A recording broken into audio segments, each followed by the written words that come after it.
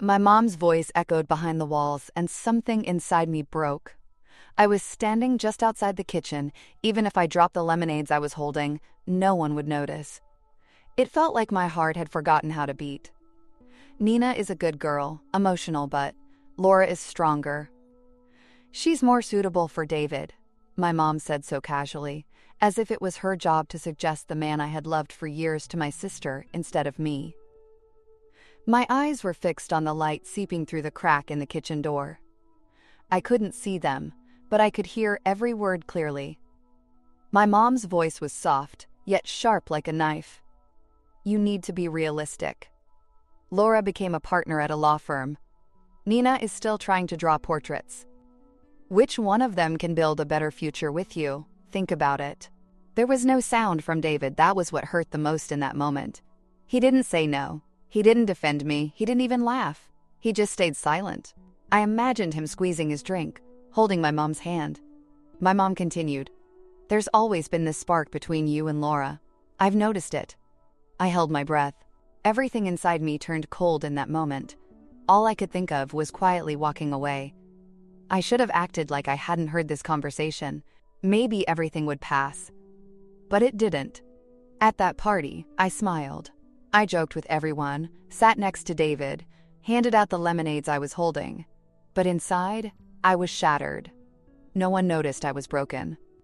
That night, I quietly left everything that belonged to me behind. Because after that conversation, nothing was going to be the same. The weeks that followed were slow but deadly. David, like a surgeon, carefully dissected every part of me. Our conversations now revolved around how in shape Laura was, how successful she had become. "She won her last case," he said one evening. "She gave an amazing defense." Another day, Laura recommended this documentary to me. "It was really thought-provoking," he said. These words were like small but painful needles. At first, I tried to ignore it. It was normal for him to get along with my sister, right? But then I saw the messages. Secretly planned lunches, meetings I wasn't told about, messages decorated with emojis. When I asked, David gave evasive answers. "We work together, Nina. Laura is your sister. Do you think it's weird?" When he spoke so logically, at some point, I started doubting myself. Maybe I was jealous. Maybe I was overreacting. But the truth was going to slap me in the face. That day, I went to David's house with 2 concert tickets in my hand. It was for his favorite band's concert. I wanted to surprise him. The door was open. I entered quietly. The living room was empty, but there was a trail on the floor, a woman's jacket, high heels. I recognized Laura's design blouse. My heart raced as I walked toward the bedroom. The door was slightly ajar. The sounds coming from inside tore my soul apart before any tears could form. In David's bed, Laura's hair was scattered across his chest. They were together, completely unaware as they shattered my world. I dropped the concert tickets. The colorful papers drifted silently to the floor. In that moment, everything ended. Laura looked at me without any shame. "You were going to find out one day," she said indifferently. David, panicking, tried to cover himself, but I just closed the door and left. I didn't yell. I didn't cry. Not for that moment, but when I was alone that night, the storm inside me broke loose. The next morning, I went to my mom's house. I just wanted one answer. "Why? Why did you do this to me?" I said. My mom was focused on her flower arrangement. Without looking up, she said, "Don't overreact, Nina. Relationships end. Laura and David are more compatible. You're emotional. But Laura is ambitious. That's what it takes for the future." When she looked into my eyes, the last bit of faith I had shattered. "You've always been soft," she said. "Always a dreamer." But real life doesn't work according to dreams. It was in that moment I realized I could never change her. I would always be incomplete for my mom. That night, I packed my things. Cheap belongings, a secondhand couch, a few notebooks and paint pens. I moved into my friend Jonas's couch. But it wasn't just a change of address. A life had ended. A new path was starting. When I left that note behind, I didn't write much. Just 3 words. "Just watch me." As the sun rose, I watched everything I left behind in the mirror. The walls of my childhood, the holiday meals I shared with my sister, All the dreams I built with David, everything was now lost, abandoned to fade away in a suitcase. Jonas woke up early and made me coffee. "Do you really have to do this?" he asked quietly. My answer was clear. I'm not running away, I'm walking toward myself. As my suitcase settled in the trunk of the car, a strange peace settled inside me. I didn't know what to expect, but one thing was certain: I didn't belong there. The city I arrived in greeted me with a gray sky. Everything was foreign, every street a mystery, but at the same time, it felt like a beginning. I had no place to stay. I spent the last of my money on a few days at a cheap motel. When I walked into the room, I was met with the heavy scent of air freshener, a bedspread covered in cigarette burns, and a rusty shower head. But in that moment, it felt like a palace to me. Because it was mine. Because it smelled like freedom. On my first night, I cried for only 5 minutes. It was Jonas's advice. Crying is natural, but then get up and keep fighting. When the alarm went off in the morning, I wiped my tears, opened my laptop, and clicked on the job listings tab. Most of the ones related to art were either internships or unpaid. I couldn't afford rent like that. So I changed my criteria. Anything would work, as long as I stayed on my feet. 3 days later, I rented a studio apartment with only a bed, a small desk, and one window. The neighborhood was old but colorful. Buildings with graffiti on the walls, old men playing chess on the sidewalk, nurses coming back from the night shift. Everyone was different, yet somehow, they all seemed to share the same life. For the first time, I didn't feel alone. That night, sitting by the window and watching the city lights, I told myself, this is my beginning. But life wasn't easy. The jobs I applied for either didn't get back to me or rejected me. On the 28th day, I received another sorry from my last application. With the last few coins in my wallet, I bought pasta and canned food from the market. The next day, as a last chance, I walked into the reception of an investment company. My dress was secondhand, but it was pressed. My shoes weren't shiny, but they were clean. I kept my head high. "I'm Nina Davis. I have an interview," I said. But the woman who greeted me apologized. "The position has been filled internally," she said. My heart sank. Just as I was about to turn and leave, she added, "But Mr. Berger would like to meet with you. He's one of the junior partners. He's looking for an assistant." The office was like a maze. Glass partitions, frantic workers, flowers leaning against the walls. Eventually, I found a man sitting in a corner, surrounded by paper stacks and cold coffee cups. His dark circles and loosened tie made him look tired. "Jonas Berger." He extended his hand. "Sorry, I'm a bit of a mess." He shook my hand, firm but kind. "Why are you here?" he asked. I could have given a diplomatic answer, but I said what came from my heart. "Because I burned the map. I left my old life behind. I need to draw a new one." His eyes locked with mine. He smiled. "I can understand that," he said. "I burned a map once too." That day, he hired me. The salary was low, but it worked. From that moment, everything changed. I came to the office early every morning, organized his agenda, kept his coffee warm, and prepared his presentations. I started learning investment terms on my own. The first days were tough. But I noticed one thing. Jonas didn't see me just as an employee. He asked for my ideas. He talked to me. He noticed the exhaustion in my eyes and made sure I took lunch breaks. He wasn't just a boss. He showed respect. As the nights grew longer, our conversations deepened. One evening, he said to me, "My dad still can't accept that I left the family business, but this is my path." I poured my heart out too. My mom never thought I was enough. She always put my sister first. For her, being strong meant crushing others. We shared moments of silence. But that silence was like a healing. As the months passed, our bond grew stronger.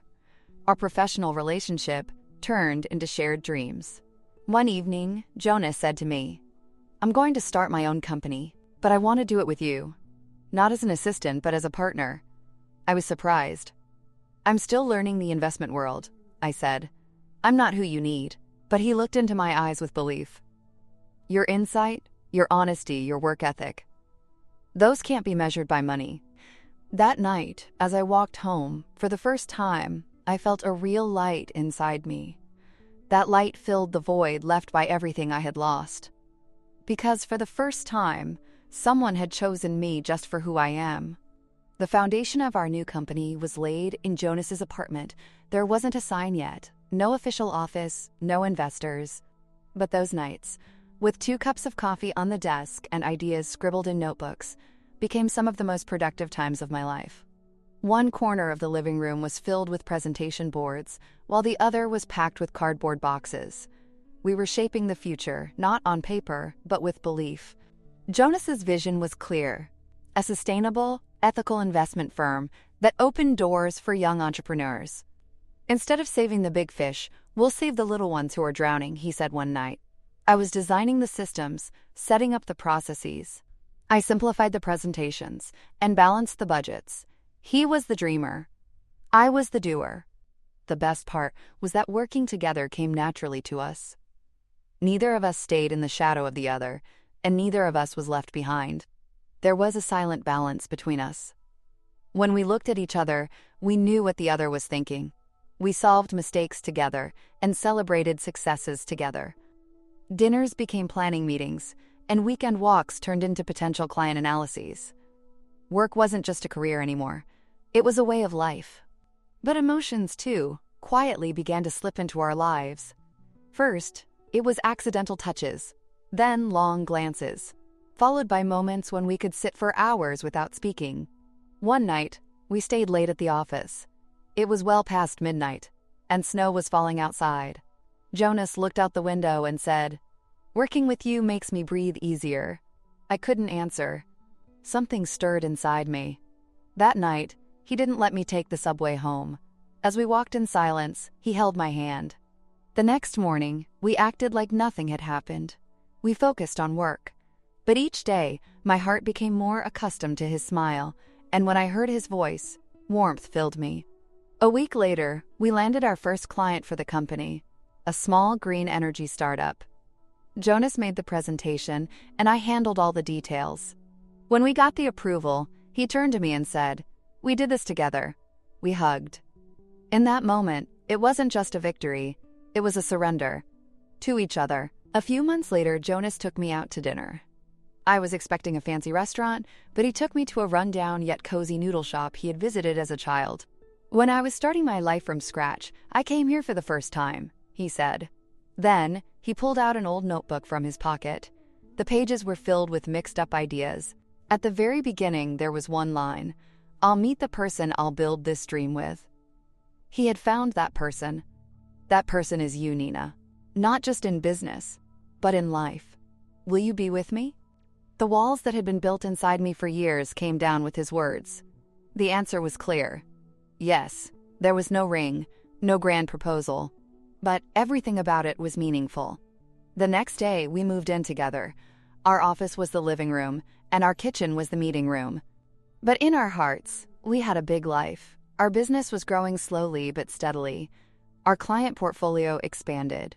We worked late into the night and woke up together in the morning. We cut marketing budgets to buy secondhand office furniture. Behind the desk where we answered emails, there was a washing machine. But neither of us complained. Over time, people started investing in not just our company, but in our vision. "You're creating value, not just profit," said our first big investor. With those words, my mom's voice in my head quieted. Because someone finally found me enough. Because Jonas saw me as not just good-hearted, but strong. Because I had become an equal partner in every aspect of life with a man who believed in me. 6 months later, one Sunday morning, instead of our annual company presentation, there was a ring box on the breakfast table. Jonas looked into my eyes and said, "Will you be my life partner, not just in business?" And I said yes. There wasn't a grand ceremony. Only Jonas's brother and his childhood friend, who had first sent him off to Chicago, were witnesses. But our words spoke volumes. We're equals. In strength, in love, in dreams. We didn't create a miracle, but we built together. We leaned on each other and filled in each other's gaps. And that day, as I hugged Jonas, only one sentence crossed my mind. He chose me, just as I am. After our marriage, things quickly gained momentum. We named our company Reynard Partners. Elegant as a reindeer, tough as a wolf. At first, our office was still our home, laptops in one corner of the living room, a coffee machine in the other. But every morning, when we looked at each other, we started the day with the same passion. I ran the operations, Jonas carried the vision. We had come from different worlds, but now we spoke the same language. And that language was success. The first big turning point came when 3 sustainable startups wanted to work with us. The promotional files were prepared late at night on the kitchen table, and as we went to client meetings, we entered as if we were a $1 million company. "Are we really ready?" Jonas asked one day. I held his hand. "If we believe we're ready, the world will believe it too." After that presentation, we signed our first big contract. And everything changed. Our new office was a small but bright place in the city center. Now, I didn't have to answer the door in my pajamas. Our office furniture was still secondhand, but Jonas had arranged it in such a way that guests thought it was a minimalist, conscious choice. The team started to grow gradually. Interns, consultants, part-time workers. And I was no longer just Jonas's wife, but the cornerstone of the company. One evening, when I came home late, Jonas put a magazine on the table. "You need to see this."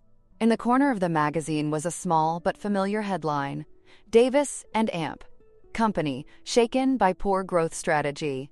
My eyes scanned the lines.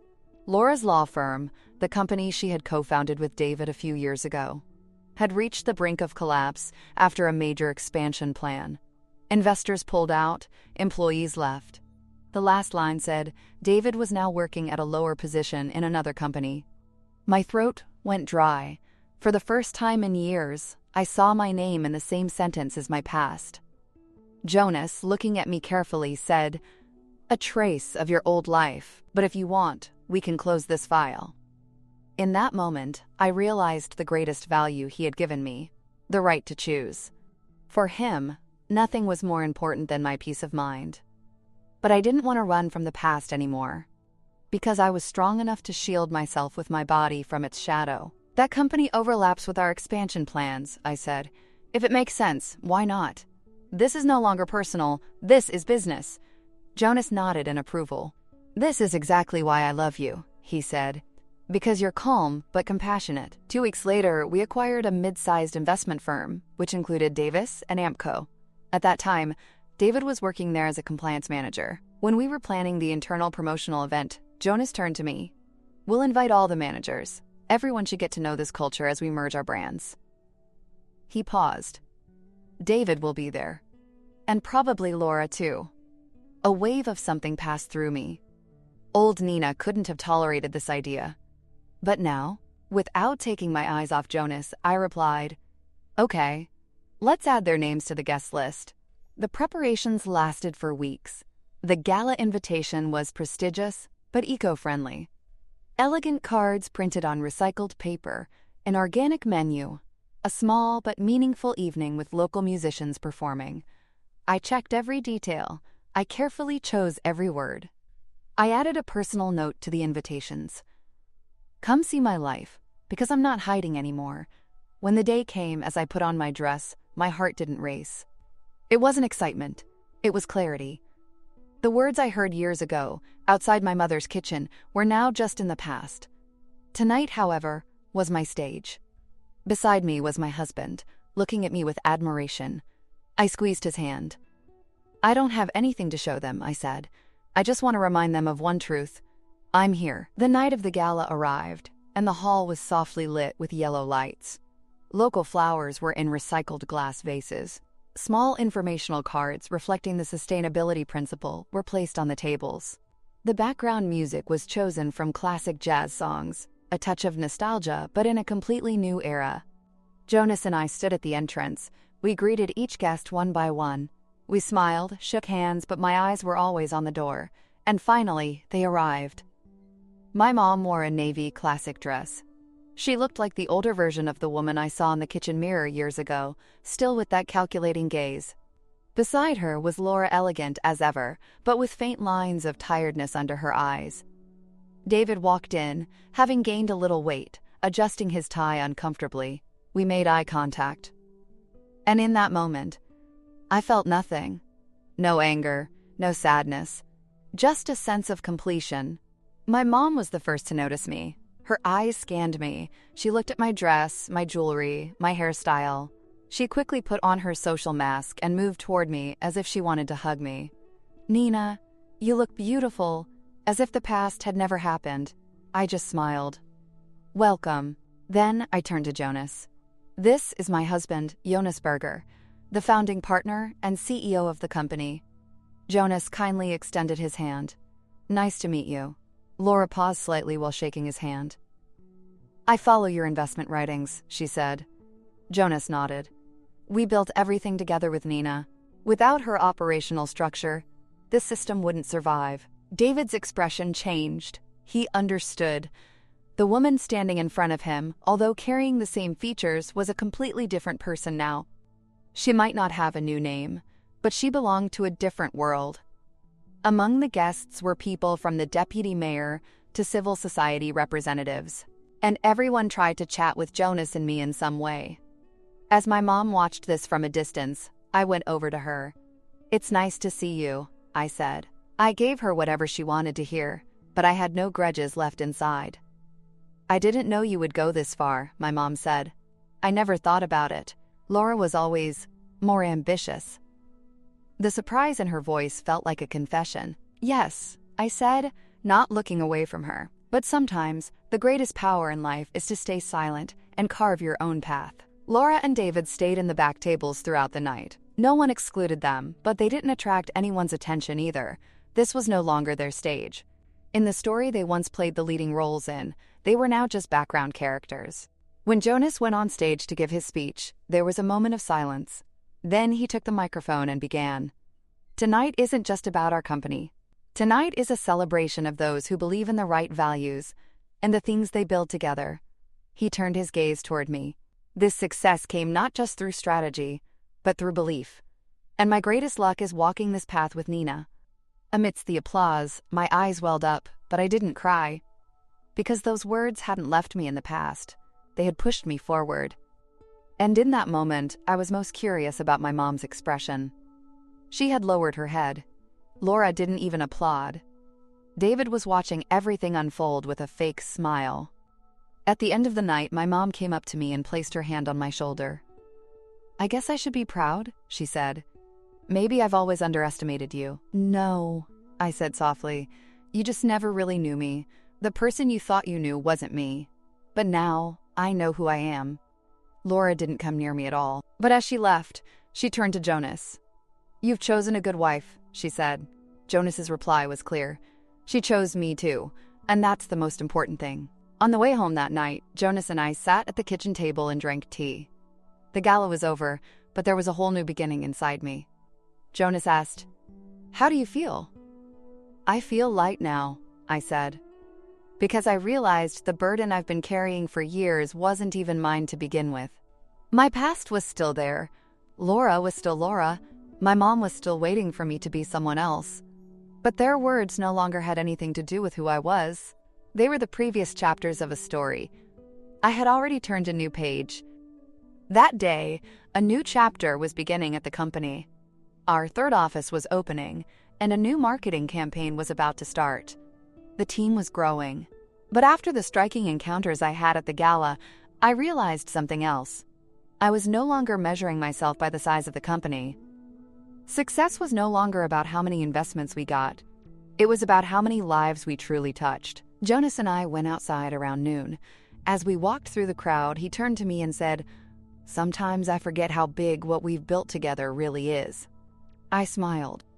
Because we live it from the inside. That evening, I received an email. The sender was Laura. It was a short, straightforward message. "I learned from you. I was too late, but I learned what success really means. I misunderstood. I hope we can talk one day." I didn't reply. Maybe one day we will talk. Maybe we never will. But the reason I didn't respond this time wasn't anger. It was simply that I didn't need her anymore. That night, Jonas and I sat on the porch. He had one of his old notebooks in his hand. He handed me a page. It had only 2 words written on it. "From here?" I stared at those words for a long time. Because for the first time in my life, when I planned the road ahead, I could center only myself. There was no mom, no judgments from the past, no remnants of old relationships. It was just me, Jonas, and the life we had built together.